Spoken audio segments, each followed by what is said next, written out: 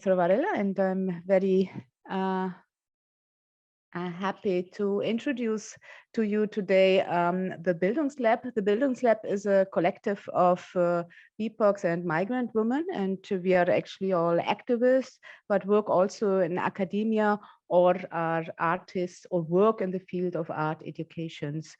Our idea is actually to intervene into hegemonic knowledge production and offer alternatives to the functioning of the hegemonic teaching machine. This is the way we call it. For us, of course, the Marxist and also feminist frameworks are very, very important, and we somehow have a very important intervention into the knowledge production. And today we want to talk not only about knowledge production, but about difference and vulnerability, because we think that both the concepts difference and vulnerability are very important and interesting also for the Marxist feminist project. And for that matter, 4 of our members will talk about their projects, about their specific projects they are working. And I will start by introducing the 4 bLab members shortly and briefly, maybe starting with me. Like I said, my name is Maria do Mar Castro Varela. I was born in Galicia, Spain, grew up then in Germany, and I'm now based in Berlin, where I teach as a professor at the Ali Salomon University of Applied Science. And actually my focus in research and also activism was for many, many years migration, but also queer feminism and post-colonial theory. And I founded the bildungsLab in 2017. It was part of an art project actually in Berlin with the name or the title Schools of Tomorrow. So the first one that I would like to introduce to you is Carolina Tamayo Rojas. She is a lecturer also at our university in Berlin and works in the fields of gender and queer studies, but is also a teaching project on recognizing and combating racism, social work critical of racism from an intersectional perspective. In addition, she works in the field of decolonizing knowledge and bodies, epistemic violence, alternatives to development, indigenous resistance. She works as the head of the Temple of Schöneberg Register Office for the documentation of racism and other discrimination, and is a long years activist at the Campaign for Victims of Racist Police Violence in Berlin. Second on the panel is LEILA HAGHIGHAT. She is a PhD candidate actually and works on intractable dilemmas in socially engaged art in the context of gentrification, and is at the Academy of Arts in Vienna. She focuses on artist collectives in Berlin, Istanbul, and Marseille. And her theoretical and also practical work, she is particularly interested in the emancipatory political and social impact of art, focusing on the power structures in the art field and the paradoxes these structures entail. In particular, she explores the ways in which art, space, politics, and society are interrelated. Third on the panel is Maryam Shukri. She's also a PhD candidate at the University of Warwick in UK and also Gießen in Germany, working on resistant archives of Black and migrant feminist movements in Germany. She holds an MA in post-colonial culture and global policy from Goldsmiths University and is also part of the bildungsLab right from the beginning. Maryam works as a freelance educator and advisor on topics of intersectionality, empowerment, and colonialism. She is part of the Diaspora Salon, a collective that creates spaces and stages for Black, migrants, and people of color, and hosts the podcast So Tasty with Susan Jahangard. And last but not least, that is SAPHIRA SHURE. She is a researcher in the field of critical race theory and pedagogy at the Faculty of Education at Bielefeld University, Her research interests include education and pedagogical professionalization under the conditions of relations of difference. She works on racism theory, hegemony theory, and post-colonial perspectives, and focus in particular on the fields of teacher education and schools. Currently, SAPHIRA is primarily concerned with questions of knowledge and production of meaning, with reflections on the social unconscious, with special focus on the significance of possibilities of touching, sensitivity, and vulnerability in the context of pedagogical practice. And I think already in the introductions, you see how broad our interests are, but also that they're always linked by certain concepts as their knowledge production, post-colonial theory, and also vulnerabilities. And I would like to start posing two questions, or let me start just with one question to Maryam. Maryam, in your research on archives of racialized feminists in Germany, what difference do you see between resistant and hegemonic knowledge production? Yeah, first of all, thank you, Maria Doma, for this really kind introduction and for the possibility or for bringing us all together today. And also thank you to the organizers of the conference for making this happen.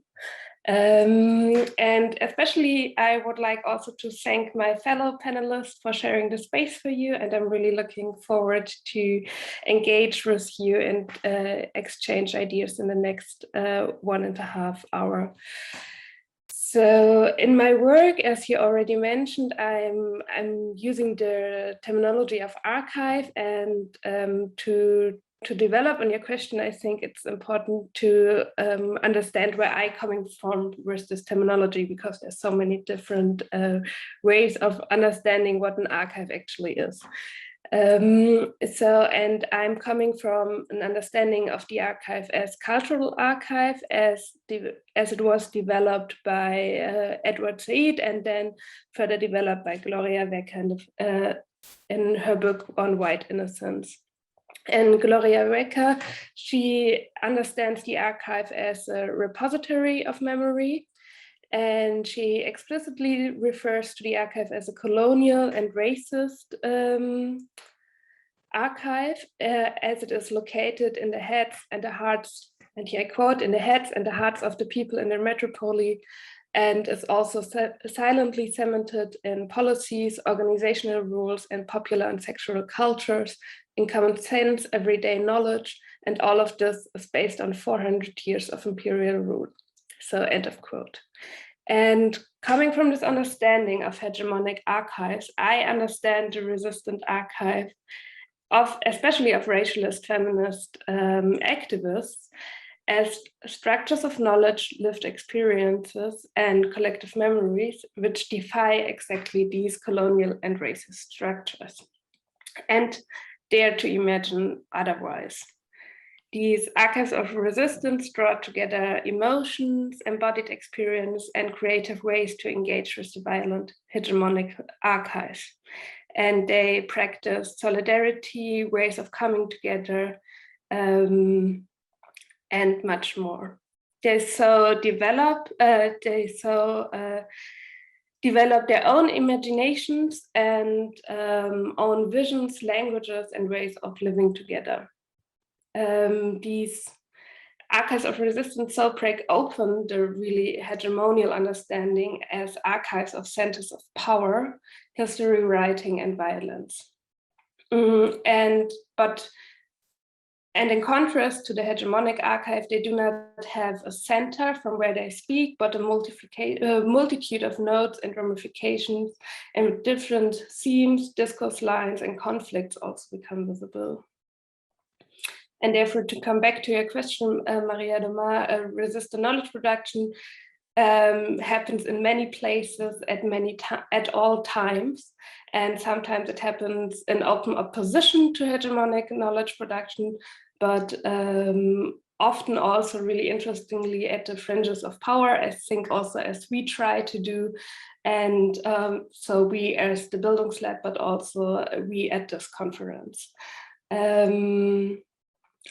Yeah, and I think perhaps to let me close, one last important aspect is that this knowledge production is often not one aspect of life of migrant and racialized feminists, but it is actually their life. So it is, it happens in all, or it can happen in all different things like food, music, sport, shopping.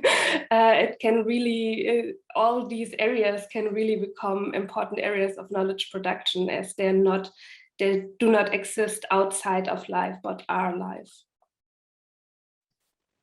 Thank you so much, Maryam. I was thinking that if, you know, even everyday practices like making food and coming together, maybe also partying together, could be seen as knowledge production.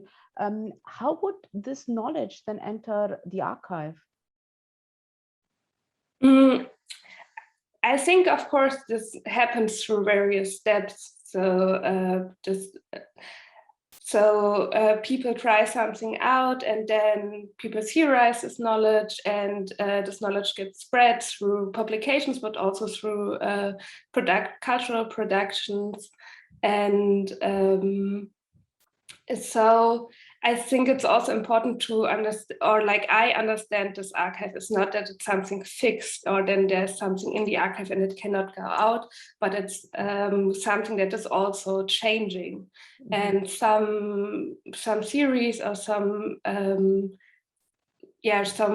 understandings of society can be are really at the heart of it. Like I think we all have relations to theories like those from Audre Lorde and what she described, and other things also change and get developed further. Okay, thank you so much. Second question would be that I wanted to draw the attention to your podcast. You have a podcast on the thematic of food, which is rather interesting. So because somehow it's like to politicize food and the making of food, which is part of caring also, which is a very, very important theme in feminist theories. What has food to do with the production of knowledge and difference? Yeah, thank you really much that you mentioned this, because this is really a project really close to my heart. So I started this podcast, which is called So Tasty, about a year ago now, with my friend Susan Jahangard. And of course, we like food and like talking about food, so this is an important aspect of it. But also, we find it really important to connect these issues of food to also questions of migration, diaspora, and racism. So I think what is often, food is, like you already mentioned, food is talked about in like the topic of care work and as a feminist issue as well, who produces the food, who cooks, who cleans. And these are, of course, all very important questions, but we felt it was also really interesting to look at food with a different lens.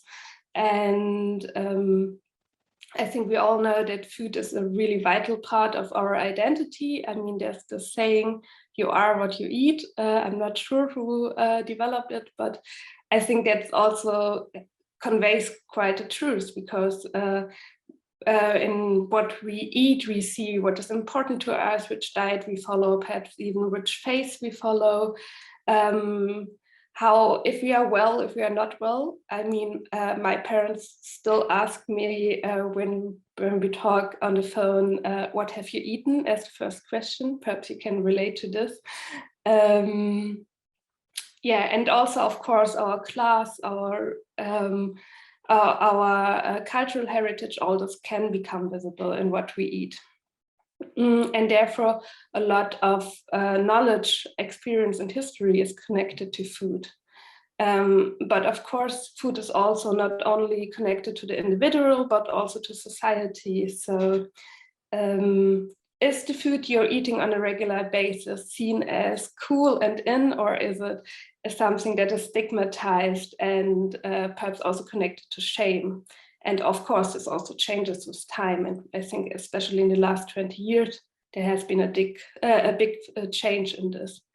But also, is the food that you that you want to eat, is it even available to you? Are the ingredients available to you, or do you have to import them through difficult ways from other countries? And I think has also become clear to us that food is a really effective topic, so everybody can connect to it. And one really touching example was that a friend of mine, she told me that she listened to the podcast with her mom, and her mom normally doesn't talk about the time when she arrived in Germany. So this chapter is kind of closed for her.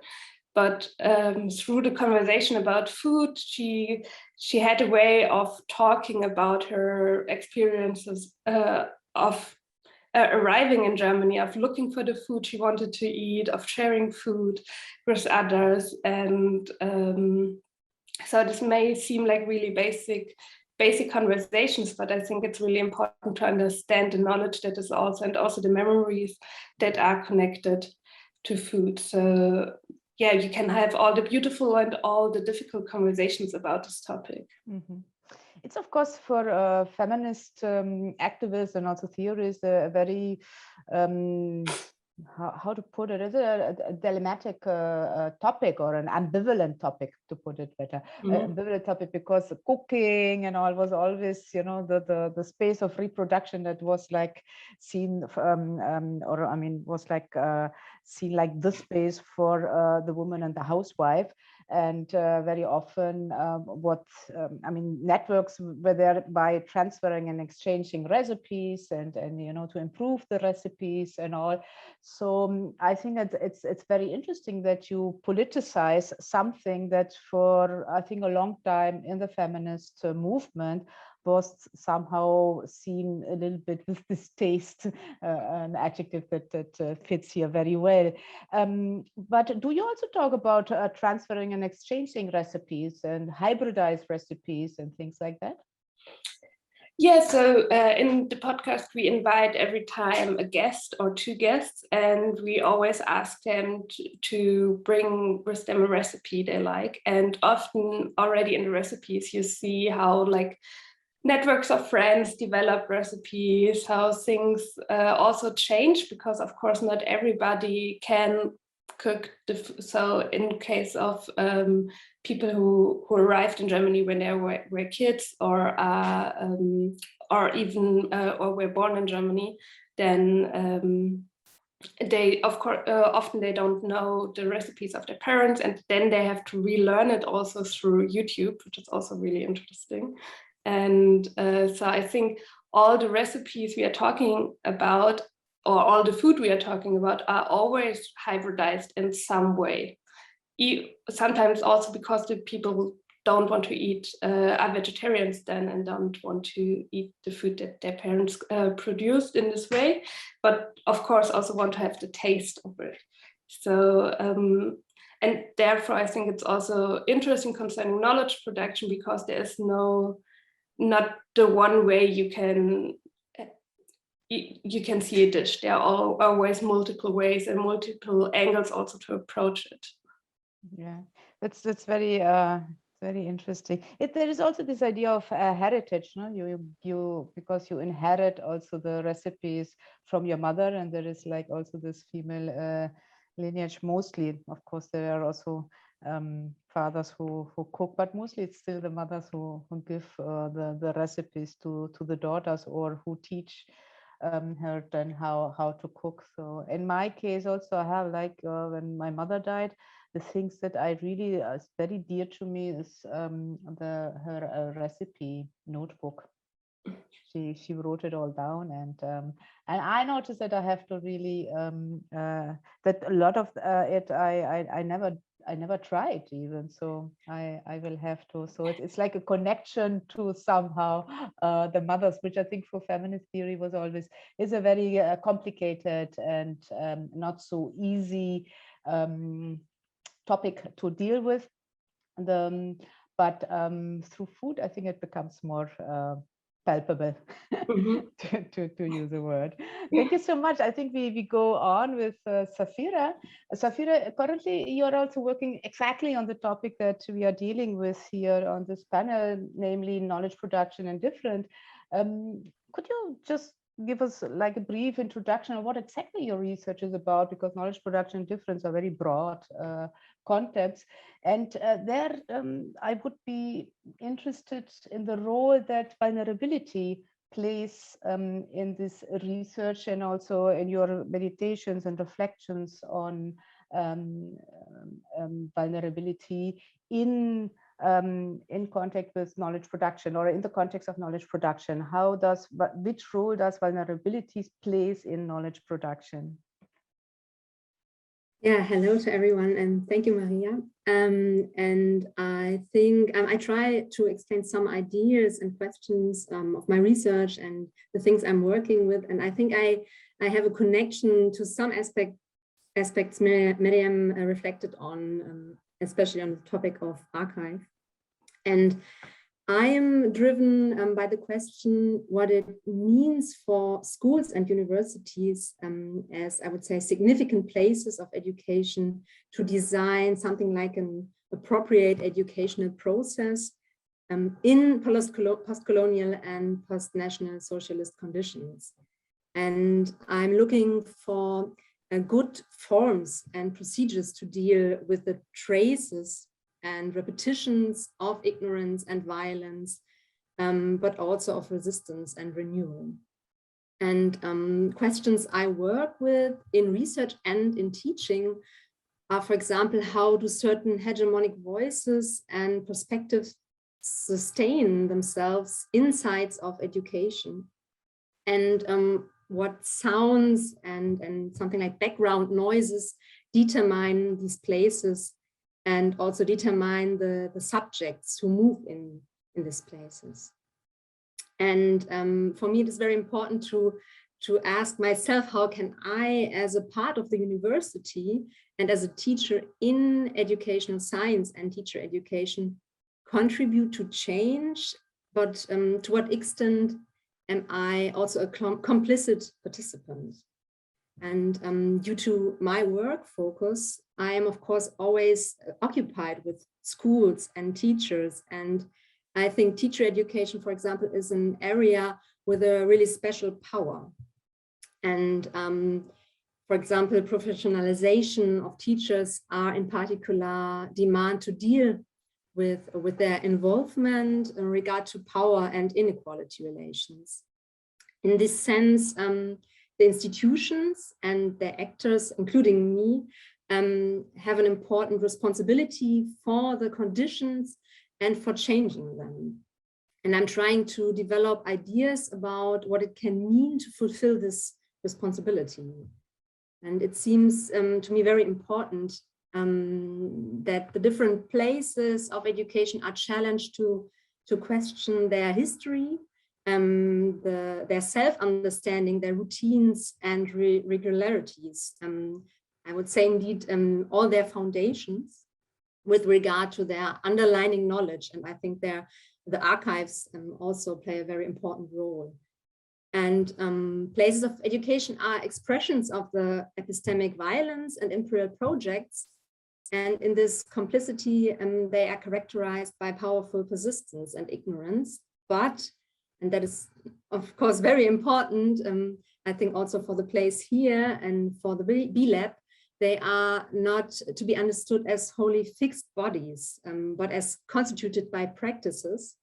So they also have the potential to be transformed, even refounded in a way, and hopefully to become less violent, less ignorant, and less exclusion-producing places. And in my view, looking at vulnerabilities and questions of something like touchability are important approaches to a change. And because especially, I would say the non-recognition of vulnerabilities and feelings has arisen through history and is part of a post-colonial and also patriarchal structure. And feeling and vulnerability is often banished from education and educational institutions, or attributed to only certain subjects. So it is very much individualized. And that's where, for me, an important critical intervention comes in. There needs to be an examination of the social mediators of feelings. In such a perspective, the source or origin of feelings is not seen in the individual, but for example, Sarah Ahmed puts it, feeling itself comes from without, from the thickness of sociality itself. And feelings, sensibilities, or touchability reflects the social context and positioning of privilege and privilege also. I think we heard something of that yesterday evening also. In considering touchabilities as social and political phenomena bound up with events and conditions of the external world, as Kim puts it, I think the importance of history, of memory as a powerful practice becomes clear. And our feeling does not belong to us alone, but arises in the connection of sociality, history, and the levels of the social archive of knowledge and experience. In this perspective, we can also address feeling, vulnerability, and touchability less subject-related or less ego-related. Rather, it can lead us to think about possibilities of solidarity. That, I would say, are some points I'm working with. That sounds really interesting also, because if we think about the first association that I would have with solidarity is the bodies on the streets, and it's kind of another politics which I would not maybe immediately attribute to concepts like feeling and touchability. So are there other strategies that you work upon when you think about solidarity, when you focus on feeling and touchability? That is something I would like to say more about it and discuss it. For example, in education, I think it's important to work with literature, to work with other kinds of practices and texts, and also to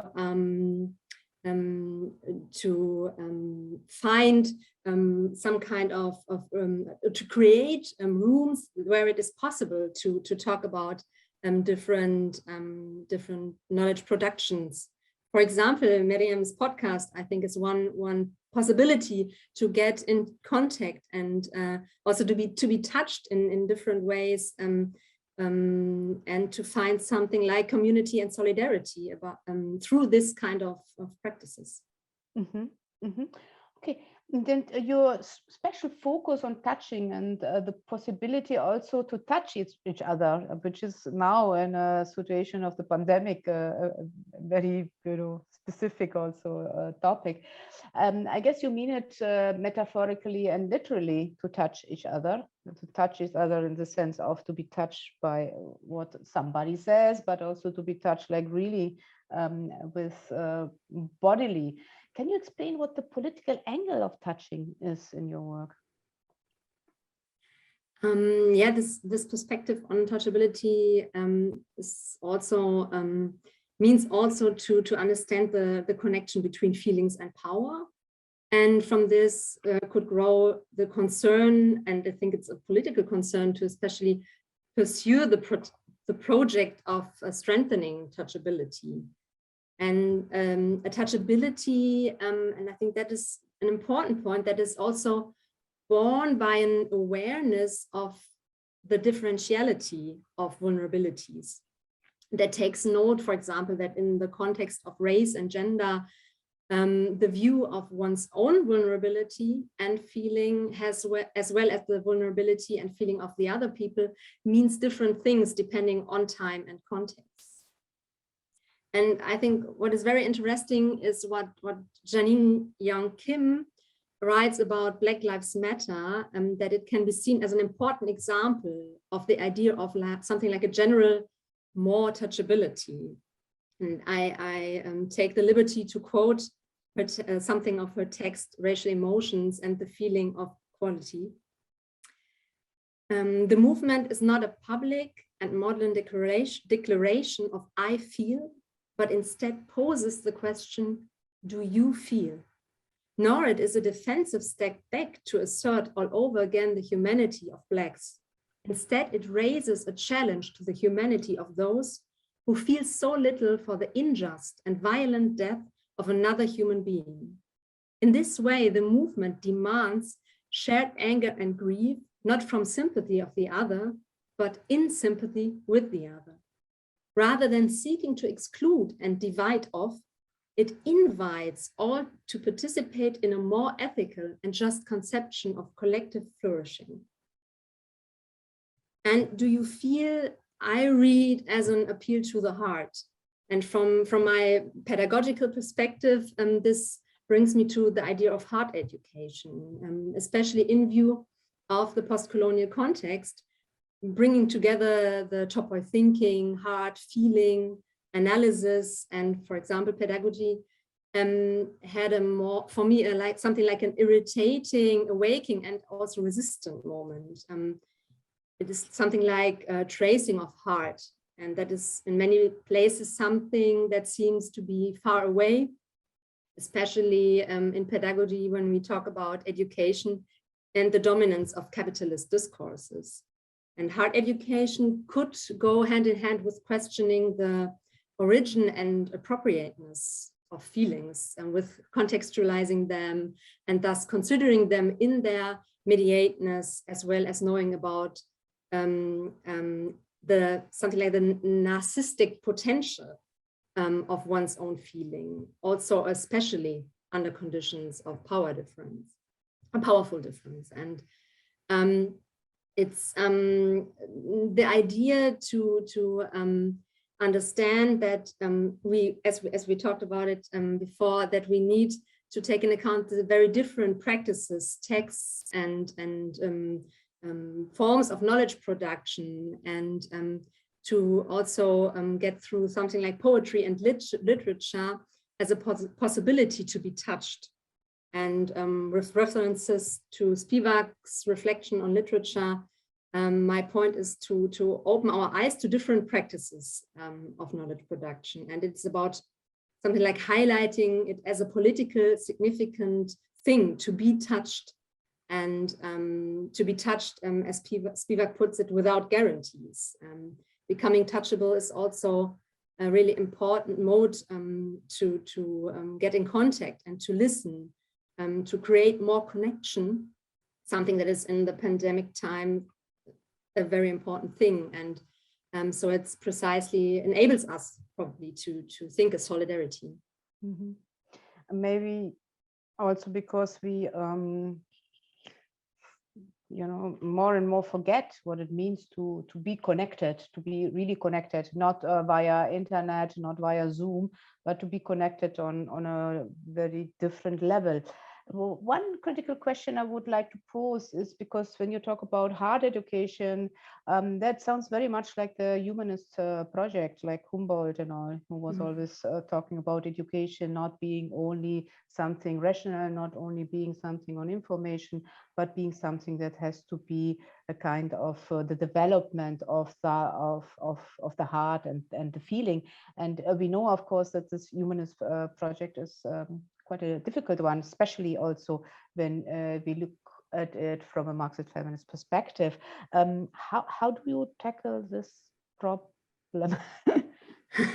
I think this is important that education and heart education, for me, with this topic, I try also to use important ideas of education, but also to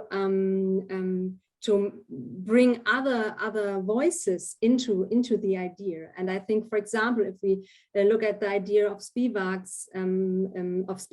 to think about education and the importance of rearrangement of desire, and all these ideas are for me a part of heart education. And I think we could also reclaim this topic and use it for new ideas and to make the very important voices that are already there to bring the concept in a new form and to use it also for an idea of resistance against the hegemonic educational discourses. I understand. So maybe it's like an affirmative sabotage also that you are trying to do also with works by Humboldt and others. Yeah, we will see I try. if it works to deconstruct Humboldt. I mean, of course, you can deconstruct Humboldt. The problem will be what will be the outcome.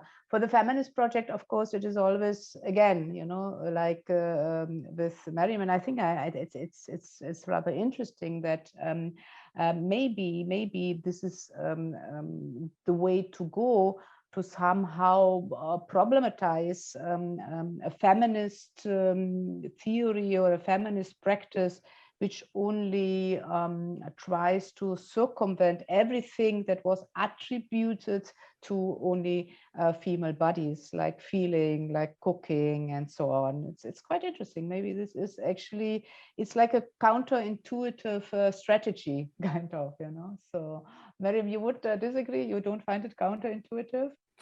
I find it really intuitive to talk about food and feelings, because these are the things that, yeah, that are part of our daily lives.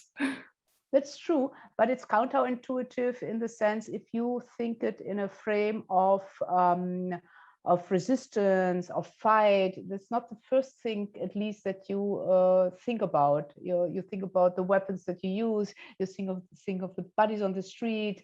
You think, you know, we talk about militants and so on. And I think we have to overcome that.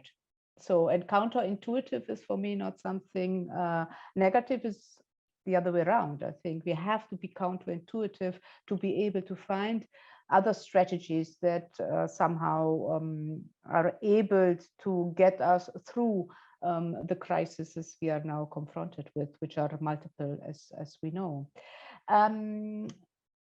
Thank you very much, SAPHIRA, for this first round and this first introduction to your very interesting work.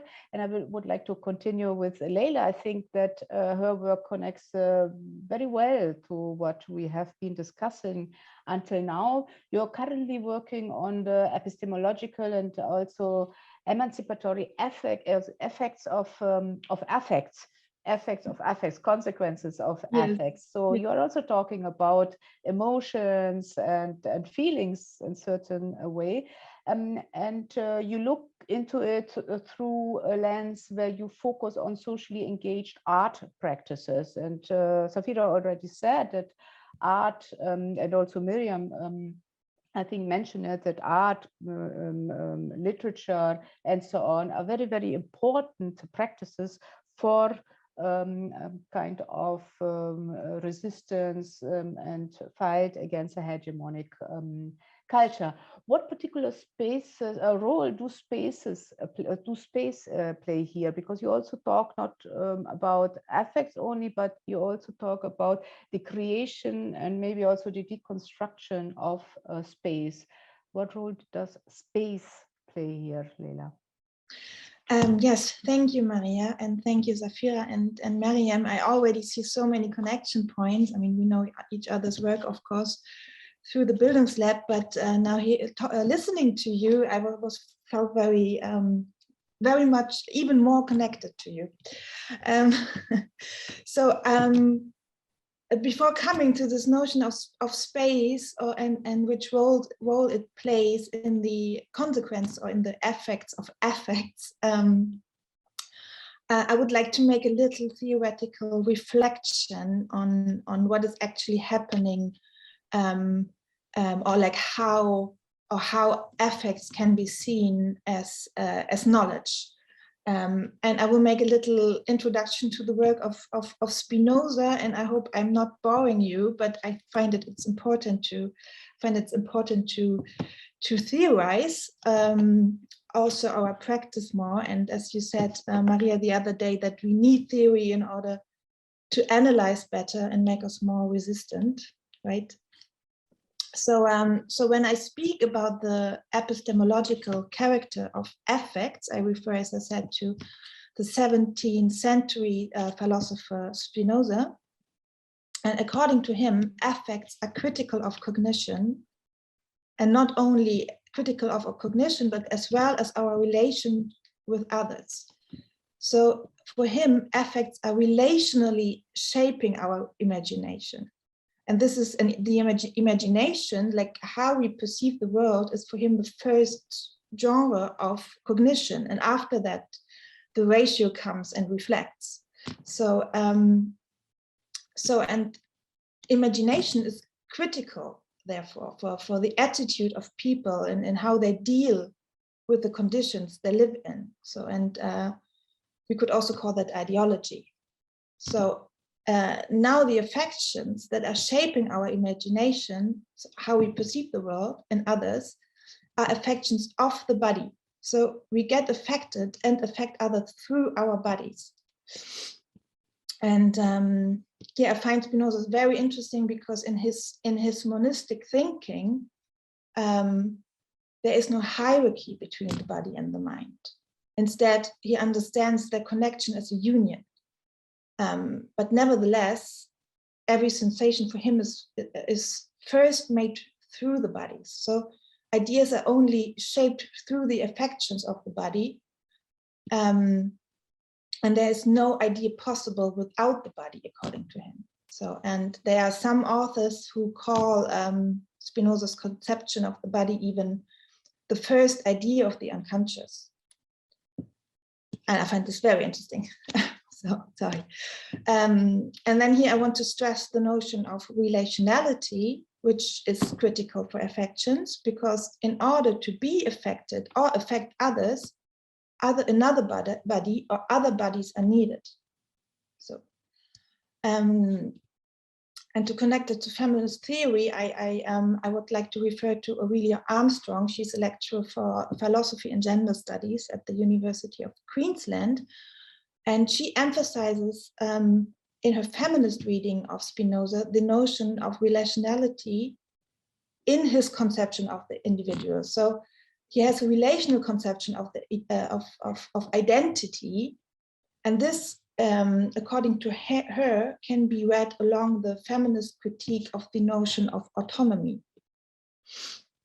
So feminists have pointed out and critiqued that the culturally dominant conception of autonomy as main force of agency contains values like self-originating, self-sufficient, cold, rational, calculating, or self-interest maximizing. And in general, independent from the influence of others and the wider social context. And it has been critiqued that these values have been historically associated with masculine models of selfhood and character ideals. So, and the grounds for this critique are in the feminist ethics of care, originating from the psychologist Carol Gilligan. And I will come back later to the ethics of care. And we also already spoke so much about the of caring as a form of knowledge production. And I'm very eager to discuss this further with you later. So, so in this culturally dominant conception of autonomy, Armstrong sees a misunderstanding of our identity and agency, which results from viewing the individual in isolation from its environment. And in contrast to that, for Spinoza, it makes no sense to think the individual in isolation from its world, meaning from what it affects and what it is affected by. So rather than viewing the complex tangle of relations and emotions in everyday social life as an obstacle or a threat to autonomy, Spinoza sees it as the very source of our power of activity. So the individual in Spinoza is constructed by the social. That's very important, I think. And the individual striving for self-empowerment and autonomy must be conceived as a social process. And this means to build and maintain mutual relationships with others and support and foster self-empowerment for everyone concerned in this process. So seeing affections crucial of our cognition and relationality as necessary for affecting and being affected, our relations with others are critical for our cognition, critical for our knowledge production, and also critical for our agency. So, and SAPHIRA already referred to Sarah Ahmed, and I want to do that as well, because she sees the cruciality of emotions to the politics of racism in that emotions work to perceive proximity or distance between bodies in the very encounters we have with others. So emotions are affected by proximity or distance. So it's important if we feel close or distant to people and how we feel about them. So affects or emotions are perceived through the body, and in the Eurocentric discourse, the mind is above the body, and feelings are considered as irrational and inferior. And this also applies to the view of the global north on the global south, and Caro will talk later a bit about that, but also to the view on femininity. So the dualism of body and mind can be criticized both from a post-colonial as well as a feminist perspective. And now I want to come a little bit to this idea of difference, and for that I take help from the writer, poet, and philosopher Edouard Glissant, because he shaped a concept of multiplicity, what he called the poetics of relation. And this includes the idea that difference can affect knowledge through encountering bodies of differences. And here finally spaces come into my argument, because for these encountering bodies of difference, we need spaces that enable meeting of differences. Yes, and Glissant highlighted this multiplicity in his famous book Poetics, or his most famous book Poetics of Relation.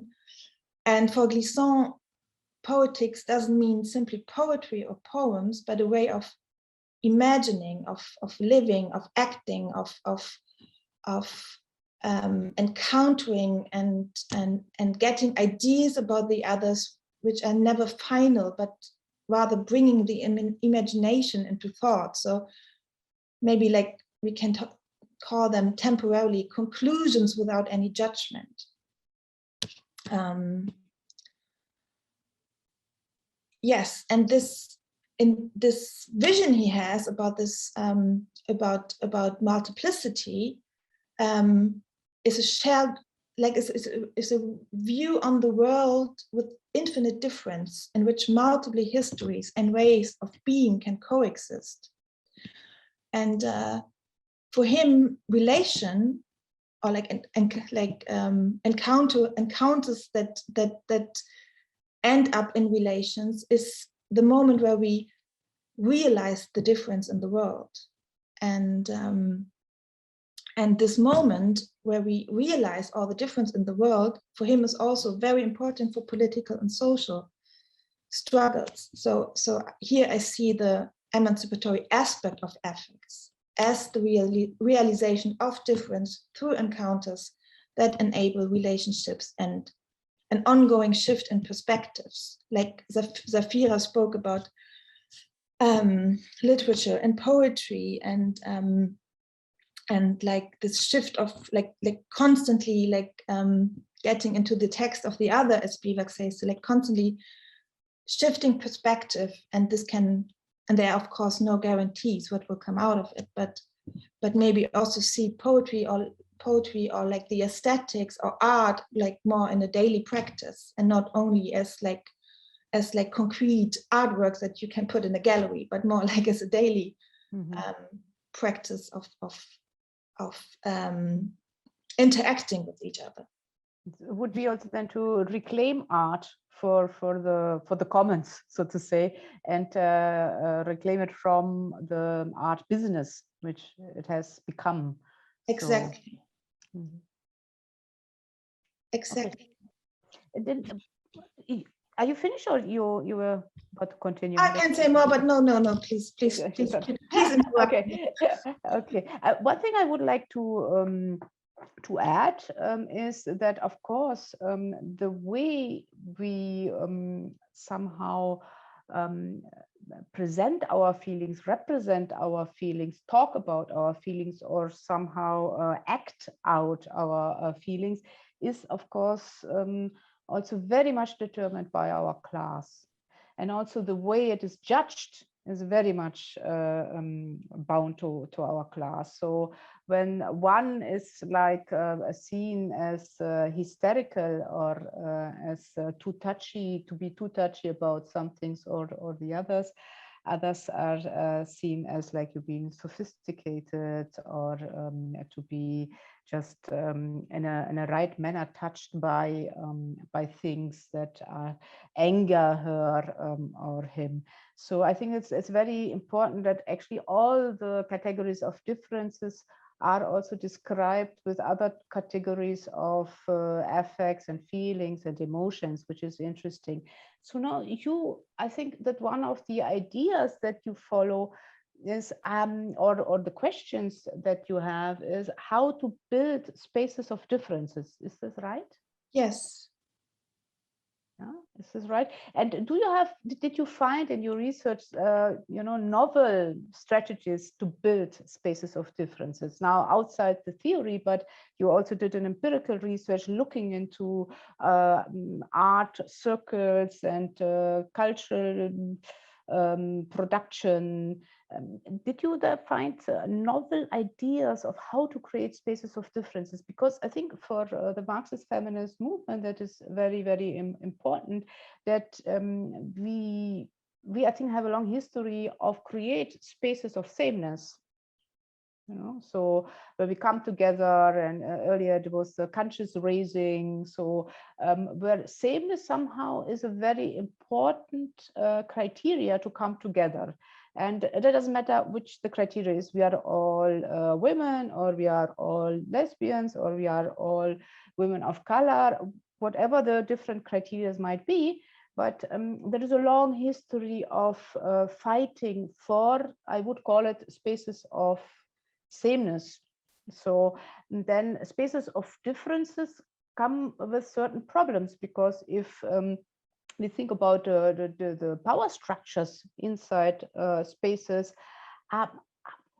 did you find strategies how to deal with it? I was thinking immediately of or reminded of bell hooks, who, for example, says that the classroom is, when she talks about her engaged pedagogy, is a place where also difference come together.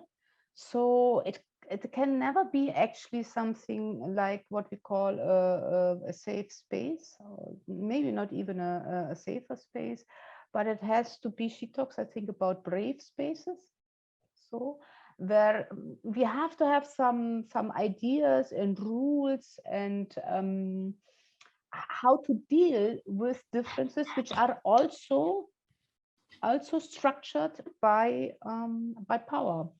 So my question would be very concrete. In your empirical work, did you find strategies how to work inside this spaces of differences? Because I think this is the way to go. I think this is for a Marxist feminist activism very, very important. So that we're not going the route to create more spaces of sameness, so that the sameness is more and more concrete and concrete and concrete, but how to also have inclusive spaces, which are always full of conflicts, of course, and how to deal with the conflicts and all, And maybe art does give us some ideas how to create the spaces of differences which are conflictual also. Yes, thank you, Maria, for this question. What I have observed in the, because I work with artistic one, or artist one spaces in these diverse neighborhoods. And what I could observe are mainly two practices that are enabling like this poetic of relation, when I can quote Clisson, like this enabling encounters of difference. And this is a simply hanging out, like just spending time together, and care work, actually, and care work in a larger sense, because and I also see that I see this kind of hanging out and care work more in the center of the work of these spaces I analyze or I work with, more than the actual artistic work. And this care work, or this hanging out, or no, let me say it differently. This hanging out, this practice of hanging out, or as a colleague of me recently said, like deep hanging out, which is like absolutely not efficient, but it's very time consuming, implicit care work, because it means to give time to the other and listening to the other. And I think listening is a practice which is very much lacking today, taking the time to really listen to the other. And yes, and I see this hanging out and therefore caring for the other.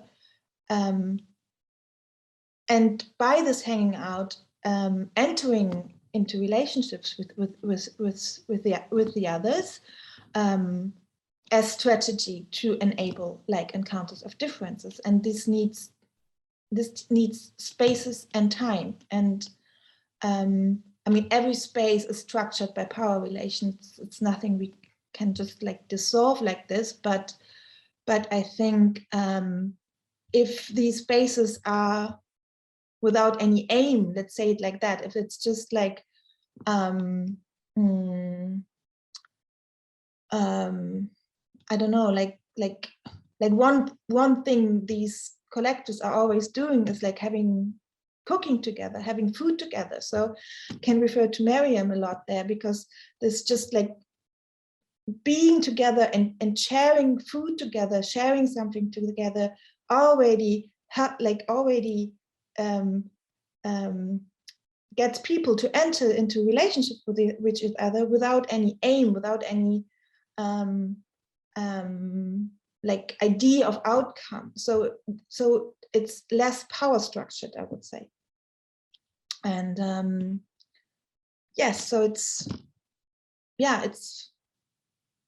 hanging out and as a practice of caring.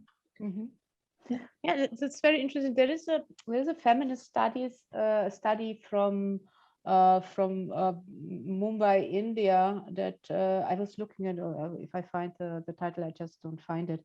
But it's a study which was made by a feminist group at Mumbai University about just like you said, hanging around in the city without doing anything. So, which was seen by the colonial authorities, but also now by the government as something that is threatening. And this is quite interesting, why just sitting somewhere doing supposedly nothing is being seen as a threat, because you might think that a threat, that you have to do something, you have to act, you have to have weapons, you have to be running, screaming. No, but here they show like how the public space is regulated, and how when especially women just sit around and are just maybe not even talking to each other, but maybe also talking to each other, but not doing anything which is connected to productivity, it is seen as a threat, which I found very interesting. So now you would say that exactly the opposite. You would show that this hanging around and just strolling, just doing nothing productive and efficient, would create a possibility for spaces of difference. Did I get that right? Yes. Yes. So but this is not something which is specifically connected to art, is it? Maybe not specifically, but I mean, what I can observe in the socially engaged art practices. I mean, before you, because mainly socially engaged art practice works with people, or like people are the material for the artwork, or they participate in or collaborate in an artwork. So yeah, that's the title of the book. Thank you so much. It's Why Loiter. Ah, okay, great. It's the concept of loitering. Yeah? So, Loiter. Okay, great. I will note that.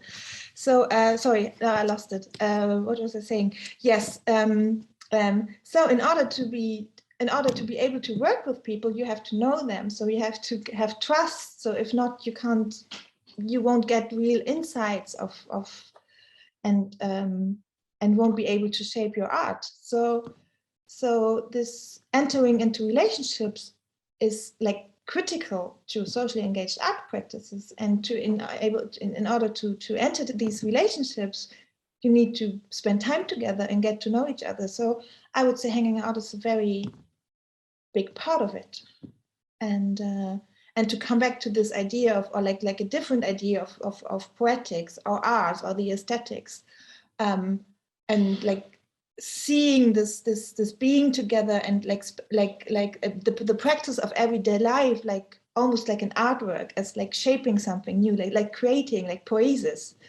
and not only as I said, as something that hangs in the gallery, but like as a practice of everyday life. I had also another very nice conversation with a woman who worked with refugee women, actually in a space for refugee women. And she said that sometimes when refugees were coming, they were like really bombarded by questions, which is like, where do you come from? What is the reason? How long were you? I don't know. Did you walk until you reach here? Do you have family? La la la, all these kind of questions. And what she did, and it was like in a closed space where all these women were there in despair, and also quite with a lot of fatigue and all, and were just sitting there and couldn't talk anymore. She just sat in a corner and didn't move and didn't say anything. She didn't approach them, and she didn't put questions. She didn't talk. She was just sitting there doing nothing. And then step by step, this took hours, then one by one would come to her and ask her questions. Yeah, like, what are you doing here? And what is your name? And then indeed, then something happened to the relationship. And a relationship of trust, maybe the first step could then, develop, which I think I found very, very interesting. But it is, of course, again, I would say a counter-intuitive strategy, because we always think we have to do. So the very idea of agency is like to do something, even when you strike, you are on the street and screaming. So, but this idea also of silence, I had to think of Nikita Dhawan's work on silence, which is also so important, because we always connect resistance to acting, also bodily acting, and also to actually a very targeted and aimed doing, not just a doing just like. So you have to have an aim, you have to know what you want to do, and so on. You have to have a clear analysis, you have to know with whom you want to do it, and then also to really act like the idea also of assembly, like bodies on the streets, and and upheavals and revolutions. Yes, exactly. And what many of the artists told me, that of course in the neighborhood there are conflicts between different the different ethnic minorities, and like there are conflicts, but in this hanging out without any aim, without like any specific topic, so they won't talk about politics or they won't talk about specific things, but maybe they would talk about the food, or they would talk about how like the street has been renovated, like small things of everyday life practices. So these differences can come together, and then the conflicts are forgotten for a moment because there are other ways of sharing. Fantastic, thank you. Maybe we have to reclaim the banal. So as a strategy also again. We come now to another very important part of this questioning of knowledge production and production also of archives, which is our meditations on the colonial epistemic violence. And I know that this is something Carolina is working for a long time upon. There is a continuity actually of colonial epistemic violence, which we can found in the way knowledge is produced in the West, to call it somehow, you know, there are so many different concepts, the West, the global North, Europe, etc. So, and what we find is that this epistemic violence, which comes from and stays still with the coloniality of power, is a very specific one. At the same time, there is a commensurable that is constantly produced, you said in one of your texts. Where and how does this continuum get reproduced? Can you tell us something about that? Thank you, Caro. Well, first of all, buenos dias and good morning to everyone. It's very nice to be in this space, and I'm incredibly touched and proud by my fellow companions in this talk. And I just want to say, wow, thank you for giving me the space to talk to you. And yeah, well, so we heard from our colleagues the importance of rethinking knowledge production, the importance of food and the histories and politics behind of food, the importance of affections, as well as the long story of epistemic violence that silence knowledge that are produced from vulnerability or emotion self. This, of course, as you just said, Maria Domar, has a long tradition. Epistemic violence rooted in the colonial project and in the colonial demarcation of the logic versus the incommensurable finds its continuum until today, and is uncertain in the ways we still produce knowledge, in the ways what we understand under knowledge, under logic. Pedagogical and educational formats tend to reproduce these ways of knowledge production and grows as well from the oblivion of forms of knowledges. The decolonial practice has disqualified and criminalized in the course of history. And here I say consciously history as the story written by the white men, by the colonial benefactors. Institutional spaces like the universities, the classrooms, the museums, the art galleries, and so on, are as well accomplices of these practices, and as well places of change, as SAPHIRA told before. The way we discuss the methodologies we still use, how we present the importance of or irrelevance of a matter, what topics we decide to present, which authors we tend to read and give a space for being read in our classrooms. All of it tends to function as a spaces of complicity and of colonial continuity. Here I would like to take a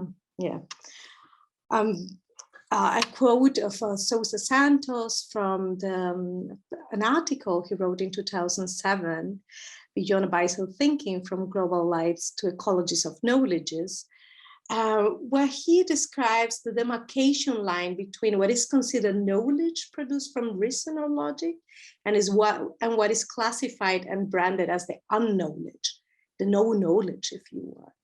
So he says, and I quote, on the other side of the line, there is no real knowledge. There are beliefs, opinions, intuitive or subjective understandings, which had which at the most may become objects or raw materials for scientific inquiry.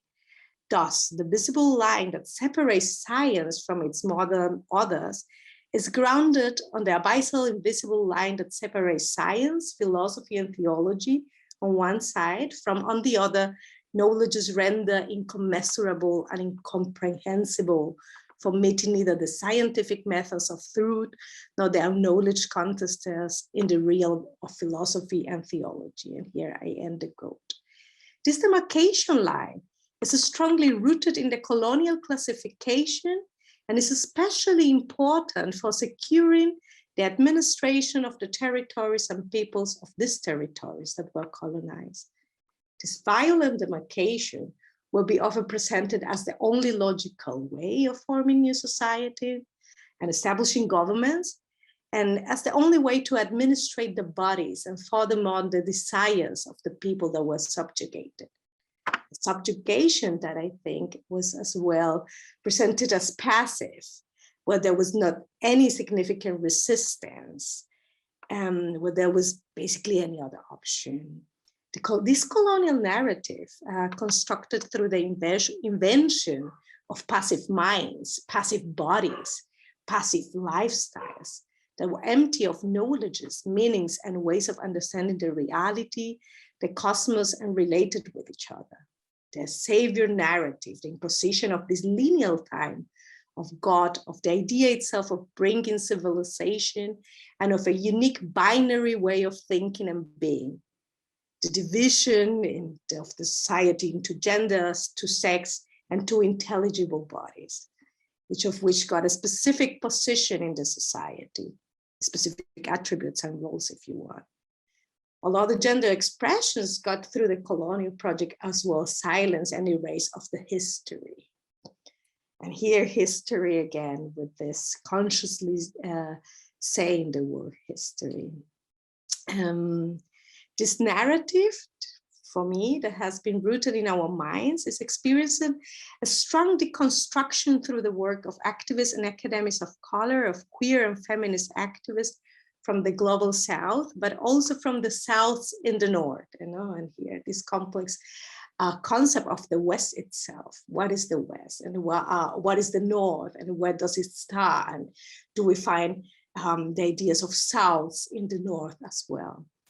There is a strong, irreverent attempt to rethink the production and construction of knowledge, as we have heard by our colleagues, LEILA, SAPHIRA, and Maryam, the way history was written, to claim it, reclaim it, based on other experiences and realities constructed through our bodies that were signified as they didn't matter.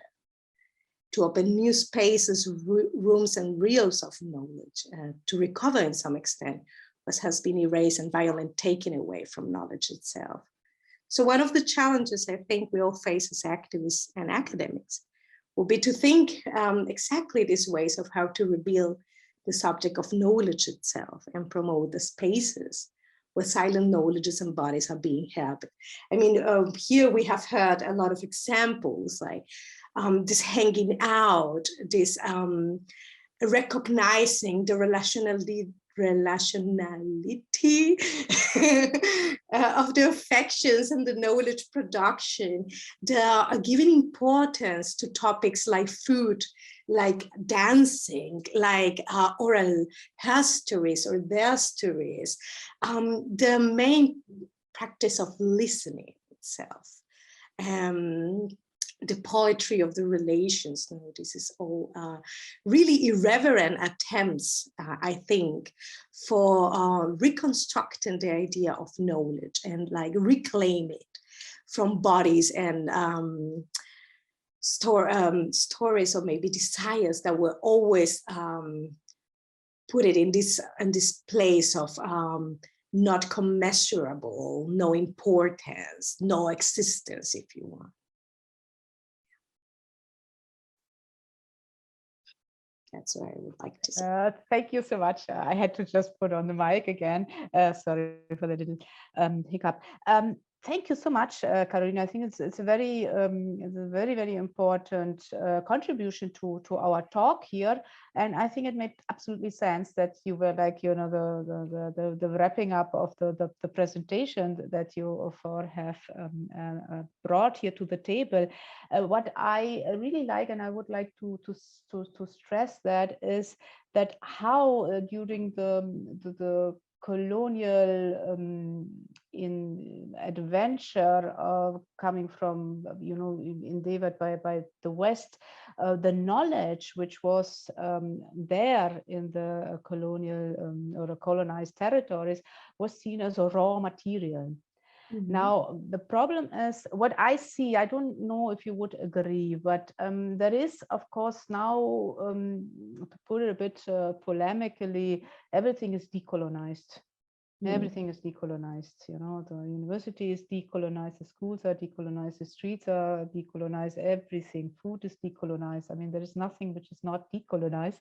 As an idea, if it is done, I doubt that. But, you know, it is, you know, there is this activism idea that we have to decolonize everything. But sometimes I have the feeling that there is very much what Sarah Ahmed called non-performativity.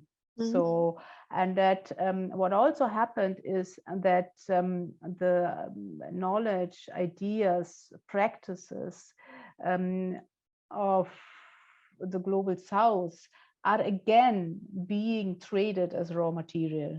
So I have the feeling, because we had like a long talk about this idea of buen vivir, yeah, and how this is now something that in Europe is becoming something that everybody wants to I don't know, mimic or copy or whatever.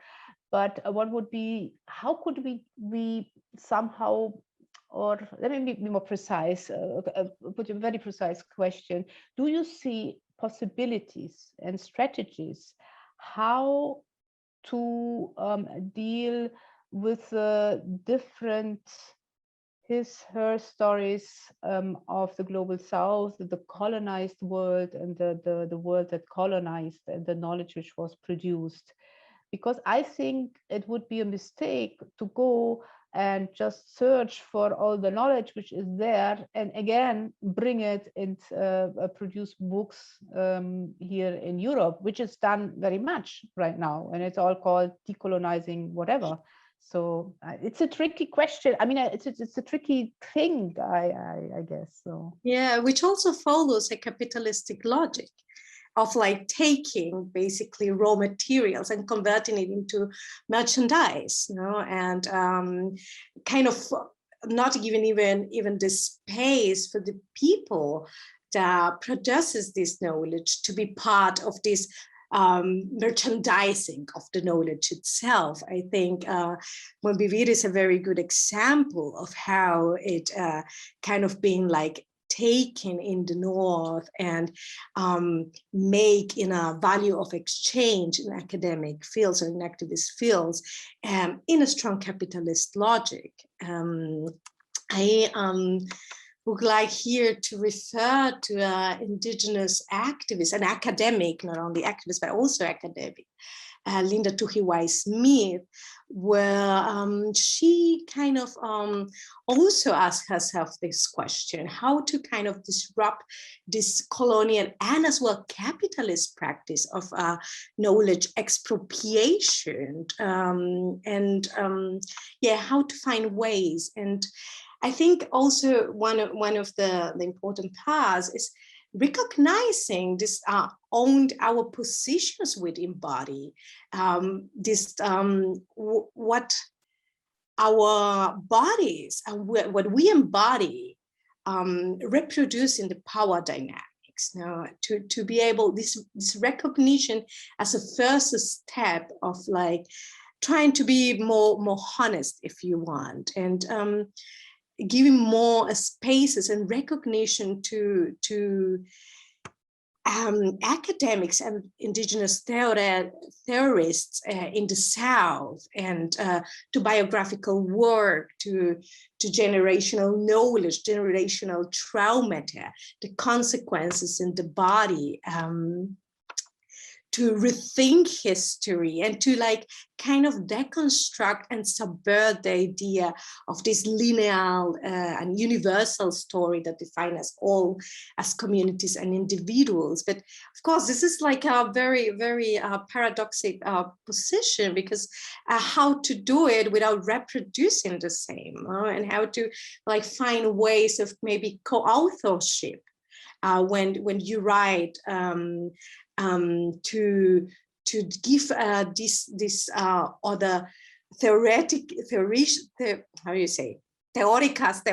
you know, like the indigenous people are thinking as well and saying these people or Black communities in the South, they are also producing knowledge, and give them this space, not just as objects of research, but of subjects that research and that have very important contributions to the field of knowledge itself.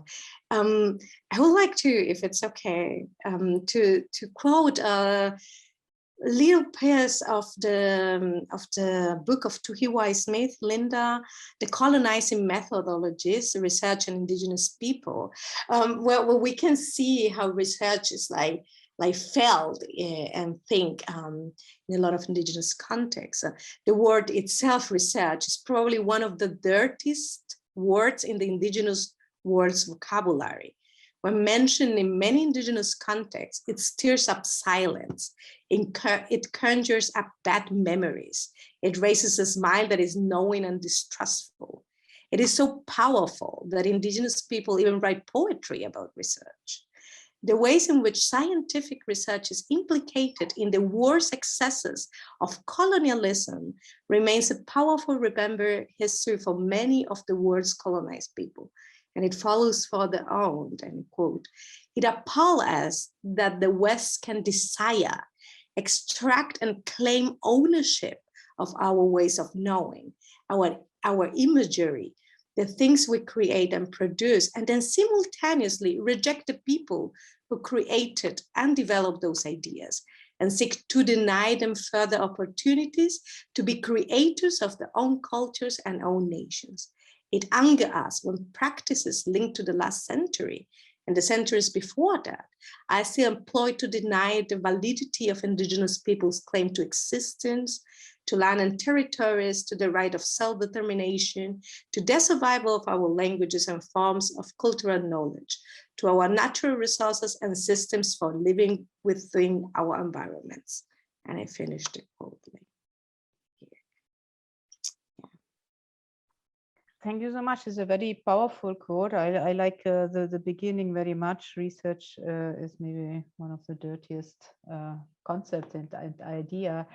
During my PhD at that time, I had a look at the etymology of the German Forschen, which is research, and it's a very violent idea, actually. It's like really, you know, it comes from, you know, like really cut into the earth to find things. So if you go into the, and I don't know how it is for other languages, but there is something very violent connected to this idea of research, and maybe we should have a look into it. The other thing is, of course, how the moment, and this is for me something that remains problematic. Yes, Carolina, could you drop a link to the work? That would be very nice. The moment that we coming, for example, from Europe and going to the global South, and even if we try strategies like, you know, hanging around and just to loiter and to come into contact, to build relationships, that I think is possible. But the moment that you come back to Europe and you transform that into something that is then written in a book, with your name on the cover, or is presented at a conference and gives you a reputation, it becomes again a very dirty affair, I think. So, and but on the other hand, and this is the dilemma that I see, it is not maybe also a good idea not to talk about it, because that somehow continues the silencing. One strategy that you offer is to co-author books, and so at least the names and the places reappear there, and not under your own authorship. That would be a possibility. But it's still, I think it's something that we have to still think about it, because we are still in a situation of coloniality of power, of course. Yeah, it's also the relations we keep living in the North is strong colonially determined.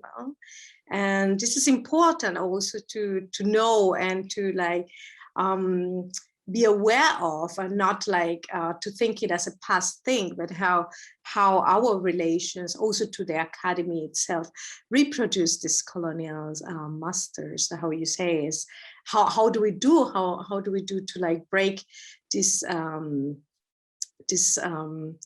very vertical knowledge production, and this like expropriation, and this as well very capitalistic way of dealing with knowledge, and also recognizing that, I think it's important as well to rethink the idea that the global South, there is in the South, that is also in the North, and this is all something I find very, very important, because in the North itself, or in the West, or in Europe itself, there are a lot of communities, racialized bodies that are basically constructed as South in the North, where the voices, where the lives are as well taken as a raw material of object of research. It's not only this dynamic South now, but the South in the North, and how we reproduce that as well.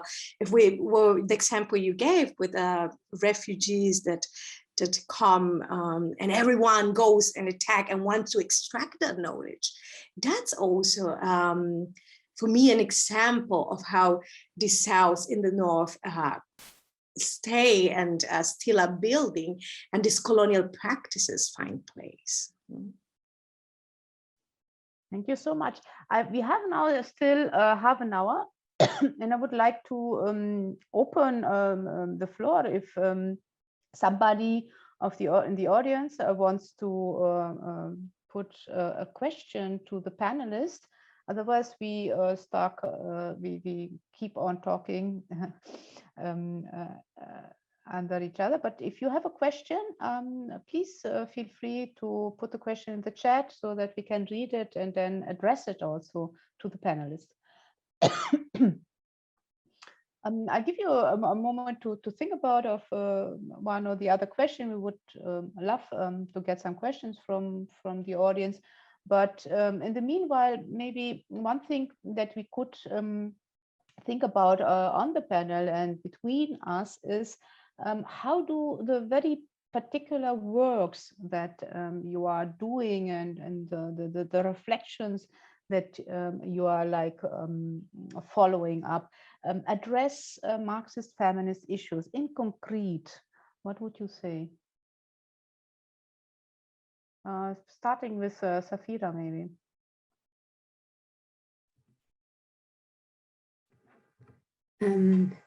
Yeah, thank you. I'm a bit emotionalized because I think there are so many important things in this digital room. And now coming back to my work and something like my part in Marxist feminist issue, and I would say that I try to give something like a small intervention, the idea of escaping the hegemonic paradigms, of functional education, for example. And I think this idea of hard education could be something like one frame in which I try to stop the very capitalist relations, capitalist ideas in education, in the university, in schools, and to bring together these different voices, as I said before. And another important thing for me, and I think that has to do with Marxist feminist ideas, also to question my involvement in the structures and trying to irritate the established structures, irritate myself also. And for critical spaces, I think it's also very important to think about the own involvement and the fragility and sometimes also danger of reconstructions. And I think that is a topic we talked about before, because this reconstructions and they also have they also bring some danger, because there sometimes we forget the differentiality of vulnerabilities, and we dethematize the different contexts and times. And I think it's important that we always take this in account and talk about our reconstructions and questioning them, but without rejecting them. I think that is one thing I try to talk about also with students in my field of teacher education, and to really bring this irritation to my life and to my work, and also to the others. This is one very nice idea of somehow leaving the comfort zone. You know, you have to leave the comfort zone. You have to be able to irritate others and to be irritated by them also, so that that is a kind of a movement. And I think that is very important. The other important point that you mentioned is, of course, fragility. Again, a very ambivalent concept, because to be fragile is something that was never really connected to political resistance. It's the other way around. You have to be strong. You have to be, you know, somehow sturdy to be able to start a revolution. And I think that what we heard in all the different contributions here is that we have to embrace also the fragility, and to be able to bring about sensibilities and maybe our capacities to listen again. And listen is something that's very, very interesting. Most of the people think it's the easiest thing to do. You just sit there and you don't close your ears. The ears are open anyway.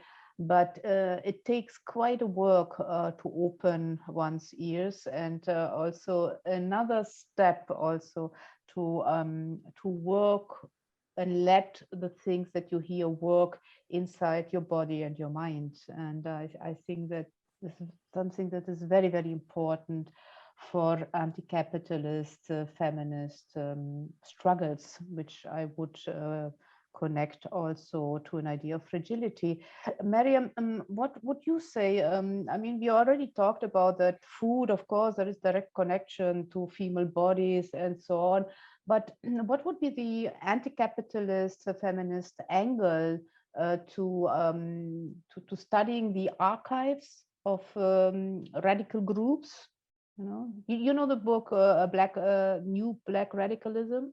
Mm-hmm. It's quite interesting, you know, to also reclaim and to reinterpret somehow the idea of radicalism also from a very specific perspective. But what would you say would be like very clear something where you work in a frame of Marxist feminist theorizing and activism?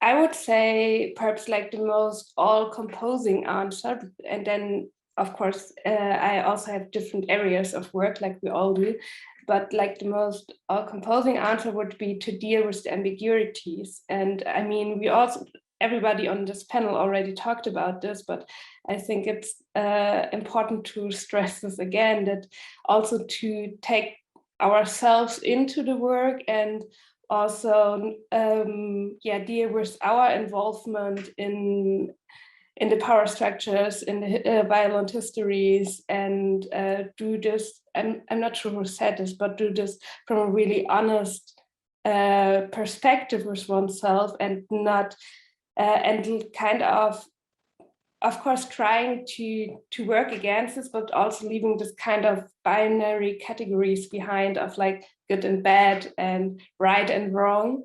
Because I think in the work that we all are doing, and perhaps also other people who are in the audience right now, that often doesn't work, because because you're so involved in this capitalist logic, in this history of the place we are born into or moved to, so I think that's really important. And then, of course, like we already talked about food, and you asked this as well, I think it's also important to take food out of this housewife corner and only look at it with this really individual perspective, that there's and also one-dimensional perspective. And I don't want to say romanticize it and food is everything and everybody should become a foodie, and but like, see also the ambiguities in the topic, how we relate to food industry and restaurants, also take it out of this like individual I cook for myself corner.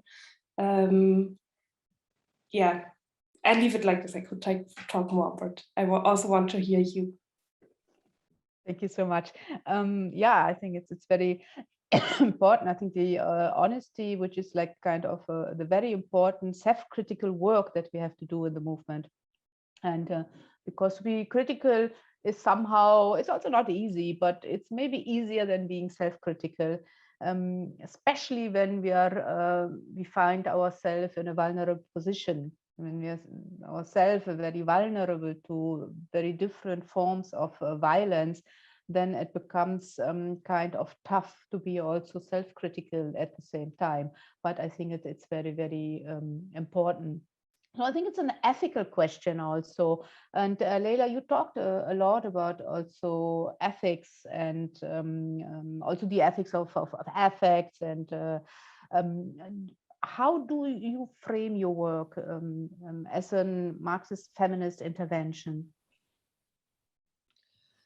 Okay, where to start? I mean, first, I think that reflecting on emotions, I mean, that has been a central concern of feminism, also like in connection with political and social change, and seeing emotion as like a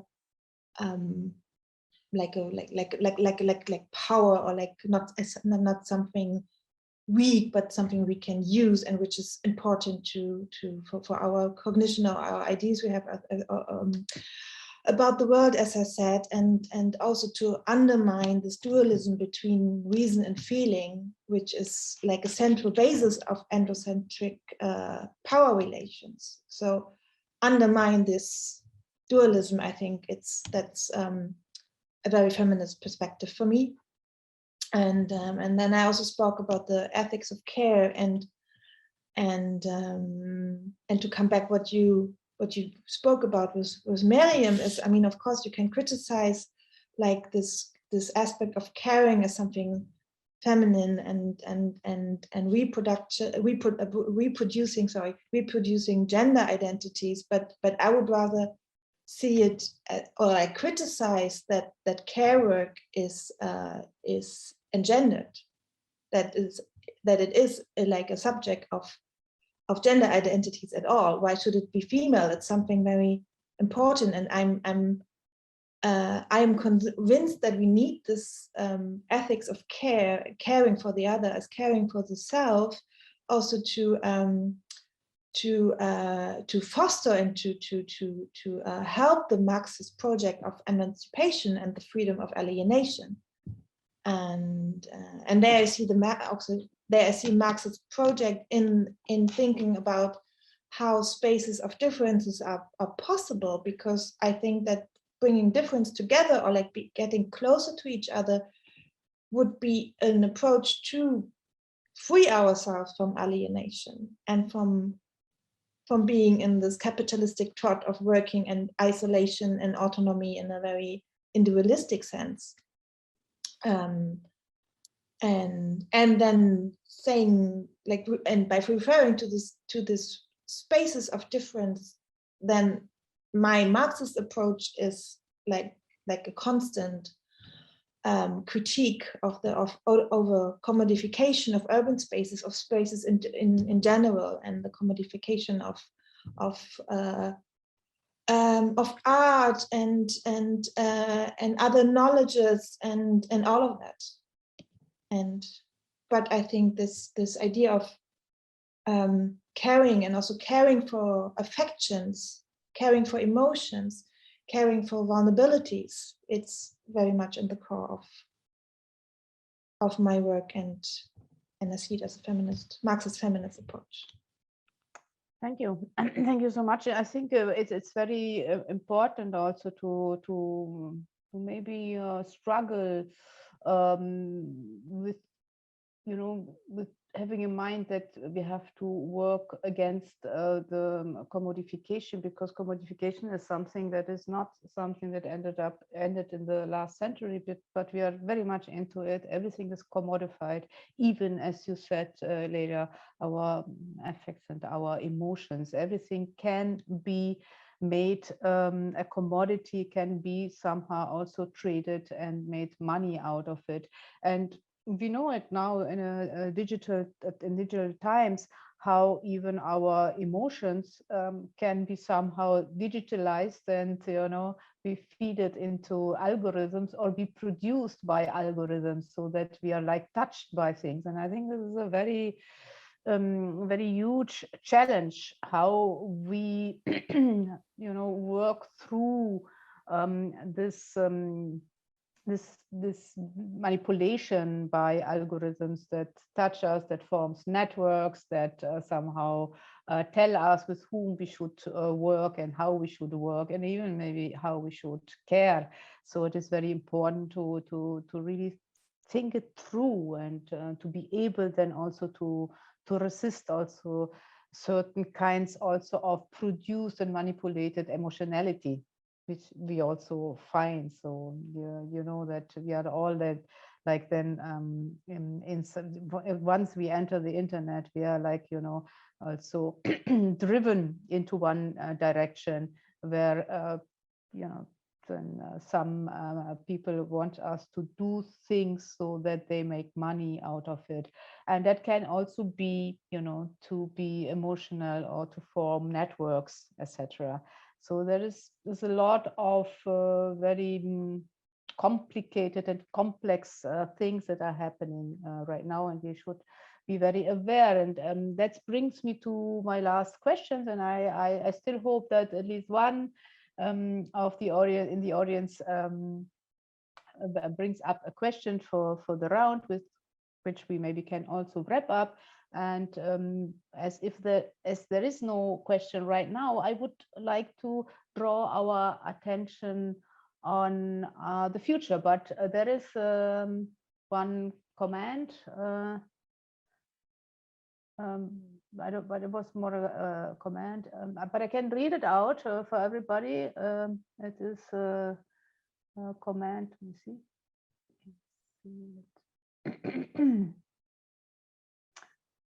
By Prayatna Kovitz. She wrote, your comment on how everything is being decolonized was interesting.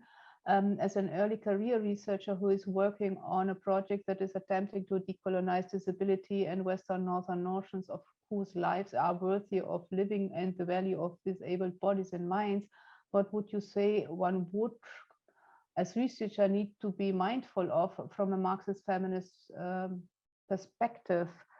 Aka, how to decolonize properly, in your opinion? I locate myself as a disabled ECR from the global south in my research. This is a very difficult question. I mean, I don't have to be the one to give the answers. How, maybe Carolina, do you have an idea if there is such a thing like properly decolonize in as a strategy of research? No. Well, thank you for passing the ball to me. I think it is a constant challenge to find these new methodologies. As I said, or as we all have said, this ways of hanging out, co-authorship, I will think of this as well, of like thinking, what can I give back when I research in the South? How can I bring this bodies as well and voices to the North for them to represent their own struggles? And I myself don't know, but I just have to think or say it's a constant attempt and it's a constant challenge. And I just have to think of this letter Audre Lorde wrote in 1979, where she says the master's tools will never dismantle the master's house, you know, and as an appeal precisely to rethink and challenge ourselves, because I myself don't know this answer either, but yeah.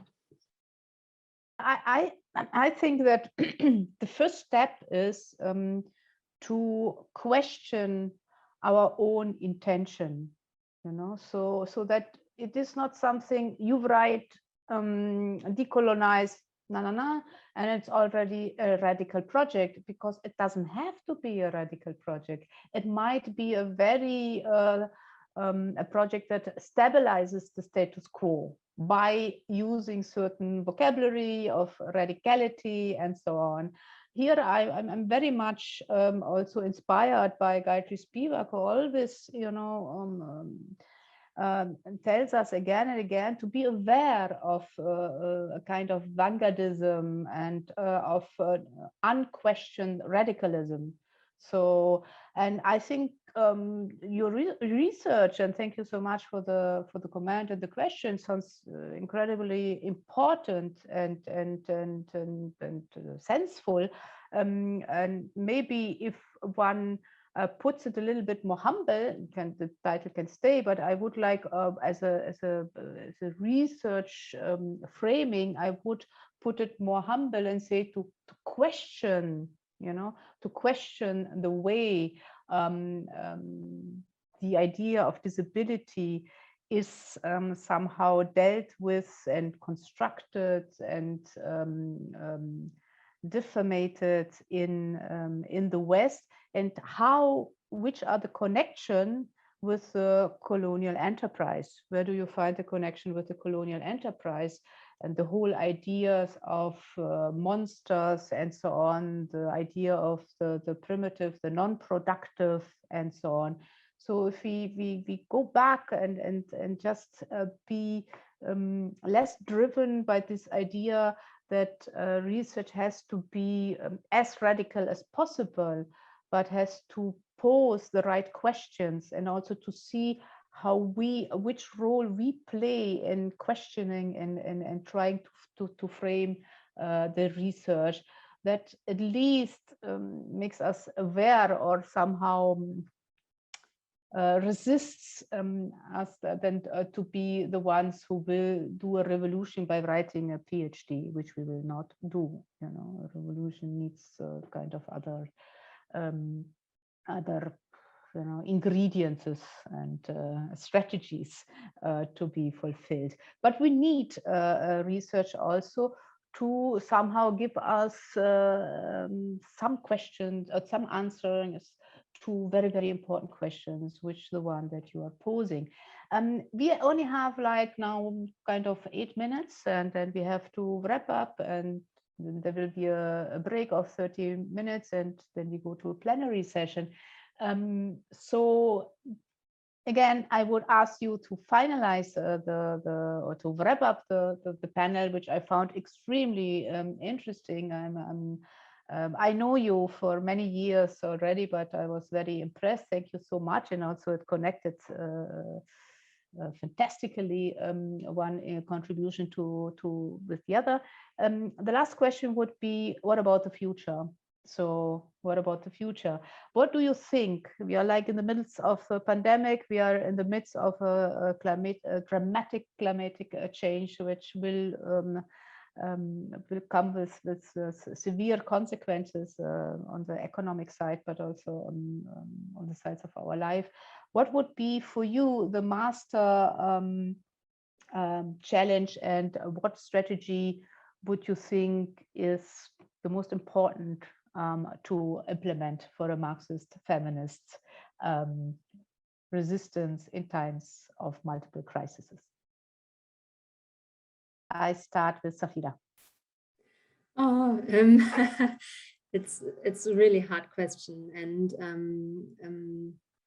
I think I only can make one point, and the point is that for me it's the main task is to remain touchable in a non-narcissistic way, because all these things you were talking about, the climate change and the pandemic situation, and when we look around all around the world what is happening, I think it's very important to remain touchable and to remind ourselves and the others we love that it is important that even though we suffer from something because of the pandemic situation, for example, we have to also see the other people and what is happening. And, yeah, think of other people. It's a very important ethical task.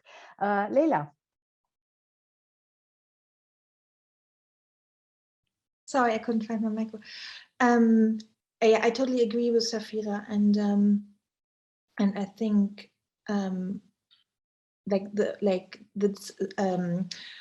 a strategy to all the challenges we are facing is exactly that, like sticking together and find forms of solidarity to get through this, because some of the challenges are like, they seem so almost impossible to fight against, like the climate change. But then I would say, and that's something I think we're all doing here, is that we should, in order to be able to stick together and touch each other, we still need to fight for spaces, since spaces are my main claim. And for that, I think we need to continue to appropriate spaces, occupy spaces, spaces in the city, spaces in the university, in the art institutions, like and so many other spaces. So show present. Show present. Thank you so much. Maryam. Perhaps I would add two things to what SAPHIRA and LEILA already said. And the one would be to keep asking the tough questions. So in light of the comment we had, perhaps also not only how do I decolonize, but also where in my work do I not decolonize and fall into hegemonic power structures, because there will always be a part.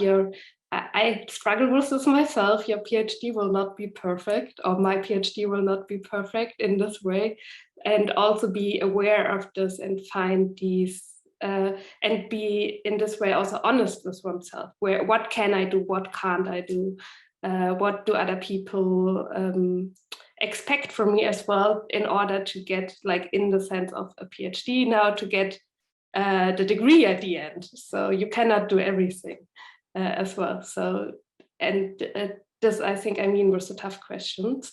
And the other thing I would say also to keep finding these pockets of joy, and also these as Leila said, deep hanging out. Perhaps this can also be a pocket of joy, because I feel that we need this to keep going. And if we are all burnt out at the end of the year, this doesn't have any lasting effect. So, but not only out of this like utilitarian, keep yourself alive perspective, but also because I feel often we work against so much.